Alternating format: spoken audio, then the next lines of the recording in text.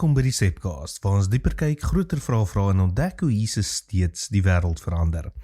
Daar's 'n interessante verskynsel wat sielkundiges die Dunning-Kruger effek noem. Mense wat die minste weet, is dikwels die mees selfversekerde mense.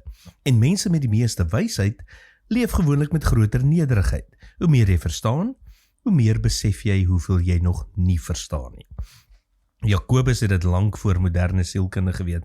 Hy skryf in Jakobus 3 vers 13 tot 18 oor eintlik twee soorte wysheid. Een kom van bo en die ander kom van binne. Die een bring vrede, sagmoedigheid en lewe, die ander bring jaloesie, selfgerigtheid en chaos. Dis interessant, Jakobus vra nie eerste, is jy reg nie? Hy vra, waar kom jou wysheid vandaan?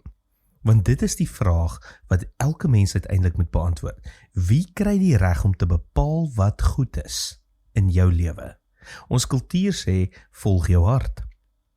Maar dit is merkwaardig dat die Bybel amper nooit daardie raad gee nie. Inteendeel, die Bybel lyk dit vir my sê eerder dat ons harte wonderlike dienaars is, maar verskriklike meesters.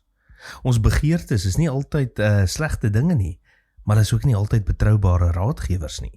Sonde beteken nie bloot dat mense reëls breek nie. Sonde is wanneer mense die ontwerp probeer vervang, wanneer ons besluit dat ons beter weet as die een wat die lewe ontwerp het. En tog noem Jesus homself nie verlosser nie. Hy noem homself rabbi, leermeester, kom leer van my.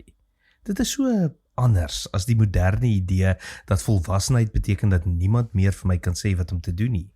Volgens Jesus is volwassenheid nie onafhanklikheid nie. Dit is leerbaarheid.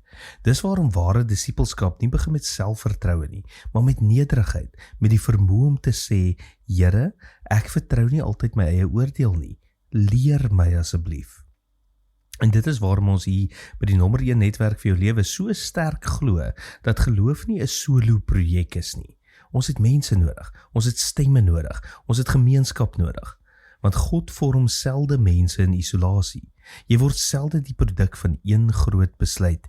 Jy word die produk van die rigting waarin jou klein besluite en die mense rondom jou neem. Miskien is die grootste teken van geestelike volwassenheid nie dat jy al die antwoorde het nie. Miskien is dit dat jy uiteindelik genoeg geleer het om te bid. Here, leer my wat goed is. Want die wysste mense is nie die wat alles weet nie. Dit is die wat weet wie om te volg. Tot môre, mooi loop.